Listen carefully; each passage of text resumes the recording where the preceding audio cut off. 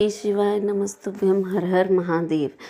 इस चैनल में हम पंडित प्रदीप जी मिश्रा द्वारा बताए हुए उपायों को आपके साथ साझा करते हैं। और अगर आपने आज की कथा नहीं सुनी है तो उस कथा का सारा सार भी हम इस चैनल द्वारा आपको इस छोटे से वीडियो से बताते हैं। अगर आपको ये वीडियो ज़रा भी उपयोगी लगे तो इसे लाइक शेयर और सब्सक्राइब ज़रूर करें। पंडित प्रदीप जी मिश्रा द्वारा चल रही शिव महापुराण की कथा ददरवा धाम भिंड मध्य प्रदेश में जो चल रही है शंकर सुवन सुंदर शिव महापुराण की कथा का आज पहला दिन था, जो कि कथा समाप्त हो गई है। अगर आपने आज की कथा नहीं सुनी है तो आज की कथा का सारा सार मैं आपको इस छोटे से वीडियो से देने वाली हूँ। सबसे पहले से कथा शुरू होते ही प्रदीप मिश्रा जी ने कहा कि अगर आप शिव महापुराण की कथा के यजमान बनते हैं तो ये कोई साधारण बात नहीं है, क्योंकि हर चीज़ के आप यजमान बन सकते हैं, परंतु शिव महापुराण के यजमान बनना आसान नहीं है। अगली बात गुरुजी ने कही कि जो चीज़ हमें नहीं मिलती हम उसके पाने के प्रयास करते हैं और उसके पीछे भागते हैं, लेकिन अब हमें अपना तरीका चेंज करना चाहिए। हमें जो चीज़ चाहिए वो हम एक लोटा जल द्वारा महादेव से कहकर तब उस चीज़ के प्रयास में लगे तो वह चीज़ हमें जल्दी प्राप्त होती है। अगली बात गुरुजी ने बताई कि जब हम किसी के काम आते हैं, किसी के दुख में उसका साथ देते हैं, किसी भूखे को भोजन कराते हैं, किसी प्यासे को पानी पिलाते हैं, तो ये भी एक शिव की आराधना के ही समान है। अगर हम पूजा पाठ वगैरह अभिषेक इत्यादि न भी कर सके और केवल हम दूसरों की मदद ही करते हैं, उनके काम आते हैं, तो भी ये शिव की आराधना के ही समान है। अगली बात गुरुजी ने कही कि हमें कभी भी शिव मंदिर उदास होकर नहीं जाना चाहिए, चाहे हमें कितनी भी पीड़ा हो, दुख हो, दर्द हो, पर अगर हम उदास होकर जाते हैं तो हमारी उदासीनता उस हमारे भक्ति के बीच में आ जाती है। हमेशा हमें शिव मंदिर खुश होकर जाना चाहिए, जिससे हमारे भक्ति में कोई रोड़ा ना आ सके। अगली जानकारी एक पत्र है जो रोली तिवारी जी ग्वालियर से लेकर आई थी। उन्होंने कहा कि मेरी भाभी 2020 में उनके सीने में दर्द हुआ था, डॉक्टरों को दिखाया तो डॉक्टरों ने गांठ बताई। गांठ का निकाल कर जब उसे जांच के लिए भेजा तो उन्हें कैंसर जैसा रोग बताया गया। डॉक्टर ने ऑपरेशन भी कहा था जो हमने करवाया, पर आराम नहीं लगा। उन्होंने और ख़राब होती गई उनकी तबीयत और वह बिस्तर पकड़ ली। वह न चल पाती, न फिर पाती, न कुछ काम कर पाती थी। मैंने पहले बार पशुपति व्रत किया पर कोई आराम नहीं मिला। फिर दूसरी बार उनके लिए पशुपति व्रत किया तो मेरा तीसरा ही व्रत चल रहा था। उनको जल देना भी शुरू किया, शिव जी पर चढ़ाए हुआ, और बेलपत्री भी खाने देते थे। 16 अगस्त से अब वह चलने लगी है और वह पूरी तरह से ठीक हो गई है। उनका कैंसर भी अब ठीक हो गया है। अगली जानकारी भी एक पत्र है जो मीराबाई ग्वालियर से लेकर आई थी। उन्होंने कहा कि महादेव का क्या बखान करूं। 2022 में मैं बीमार थी और मुझे ऐसी बीमारी हो गई थी जो लाखों में किसी एक को होती है। मुझे वेंटिलेटर पर दे दिया गया था, पर किसी ने मेरे पति को बाबा पर जल चढ़ाने के लिए कहा तो मेरे पति ने बाबा पर जल चढ़ाया और वह जल का आचमन मुझे कराते और बेलपत्री लाकर मेरे पास रख देते, और अब मैं पूर्णतः स्वस्थ हो गई हूँ। अगला पत्र दिलीप त्रिपाठी जी लेकर आए। उन्होंने कहा कि मेरा बेटा 2020 में उसकी तबीयत अचानक ख़राब हो गई, उसे ब्रेन हैमरेज हो गया था। फिर हमने आपकी कथा से सुना कि शंकर को जल चढ़ाना और अभिषेक करना, तो हमने वही करना प्रारंभ किया और हमने बाबा के भरोसे पर सब कुछ छोड़ दिया। फिर मेरा बेटा अब ठीक हो गया है और उसी का आभार व्यक्त करने में कथा पंडाल में आया हूँ।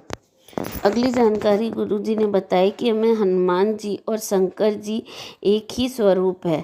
अगर हम हनुमान जी का दर्शन करते हैं तो हमें ये समझना चाहिए कि हम शंकर जी का ही दर्शन कर रहे हैं, क्योंकि हनुमान जी शंकर जी का ही एक अंश है।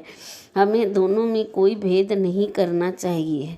अगली जानकारी एक उपाय है जो गुरुजी ने बताया कि एक आदमी कितना भी रोगीला हो, उसे कितना भी रोग सता रहा हो, कितना भी पीड़ा हो उस रोग से, बेलपत्री के नीचे की जो 2 पत्तियां होती हैं, उन 2 पत्तियों पर अगर वह लाल चंदन और समी पत्र रख कर हनुमान जी और उनके छोटे भाई गतिमान भगवान का नाम लेकर, अगर वह ये 2 हनुमान जी और गतिमान भगवान का नाम लेकर शिव जी को वह बेलपत्र समर्पित करते हैं तो कैसा भी रोग हो वह समाप्त हो ही जाता है। इसका शॉर्ट्स भी आपको मेरे चैनल पर ज़रूर मिल जाएगा। अगली जानकारी एक पत्र है जो रीना जी लेकर आई थी इंदौर से। उन्होंने कहा कि मेरे पति को साल भर पहले कैंसर हो गया था। ऑपरेशन का डॉक्टर ने बोला था, पर हम जब भी ऑपरेशन के लिए जाते हम कुंदकेश्वर महादेव का स्मरण करके जाते और जल चढ़ा कर जाते थे। लेकिन हम जितनी बार भी हॉस्पिटल जाते तो डॉक्टर हमें ऑपरेशन के लिए टाल देते थे, कहते अभी रुको कुछ समय बात करेंगे। और हम बेलपत्री और समी पत्र का भी उपाय कर कर जाते थे। फिर इसी बीच किसी ने हमें कहा त्रिजुकी नारायण का जल दो, तो हमने वह भी देना शुरू किया। और फिर ददरवा धाम सरकार में हमने 5 मंगलवार जो होते हैं वो किए। तब मेरे पति अब बिना ऑपरेशन के ही बिल्कुल ठीक है। वास्तव में ही हनुमान जी और शिव जी एक है। आज ददरवा धाम और शिव जी की कृपा से मेरे पति पूरी तरह से स्वस्थ हैं। अगली जानकारी एक प्रश्न भी है और उसका उत्तर भी है जो गुरुजी ने बताया था। गुरुजी ने सबसे पूछा कि कृष्ण जी ने जो भागवत कथा जो गीता का ज्ञान दिया था वह किसे सुनाई थी, पर किसी को ये नहीं पता था। सबने एक ही बात कहा कि कुरुक्षेत्र में जो गीता का ज्ञान कृष्ण जी ने कहा था वह उन्होंने अर्जुन को दिया। पर गुरुजी ने बताया कर्म पुराण और कई पुराणों में ये बात स्पष्ट लिखी है कि कृष्ण जी ने भागवत कथा का ज्ञान कुरुक्षेत्र के मैदान में अर्जुन को नहीं हनुमान जी को सुनाई थी। अर्जुन के रथ पर हनुमान जी को विराजमान रहने को श्री कृष्ण जी ने कहा था, पर हनुमान जी ने कहा कि वह सत्संग के बिना नहीं रह सकते, तो उनको ही सत्संग सुनाने के लिए श्री कृष्ण जी ने कुरुक्षेत्र के मैदान में बीच युद्ध में गीता का ज्ञान दिया था। अगली जानकारी भी एक पत्र है जो संगीता भदरिया जी लेकर आई थी ग्वालियर से। उन्होंने कहा मेरा बेटा 2 साल से नौकरी के लिए ट्राई कर रहा था पर उसकी नौकरी नहीं लग रही थी। फिर मैंने कथा पंडाल में बैठकर आपकी कथा सुनी और 2 बार कथा पंडाल से जाते समय उसकी रज अपने माथे पर लगा, उस भूमि की रज को अपने मस्तक पर लगा कर गई।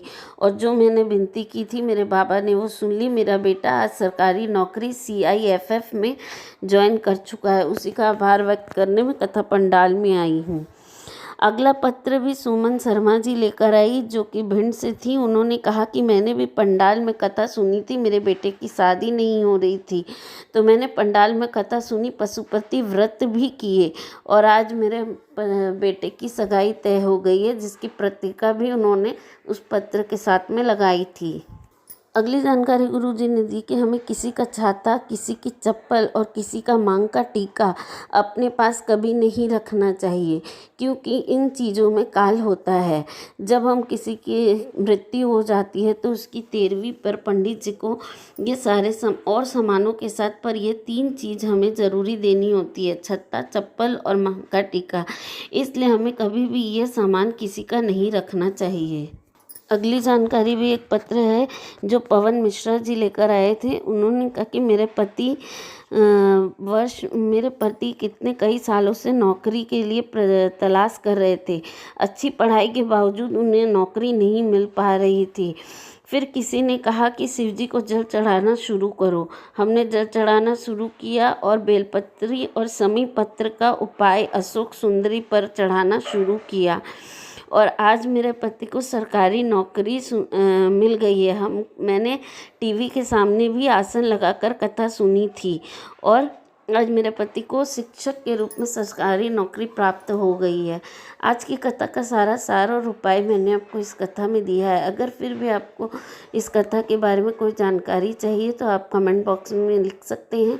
और अगर ये वीडियो अच्छा लगा हो तो लाइक शेयर और सब्सक्राइब भी ज़रूर करें।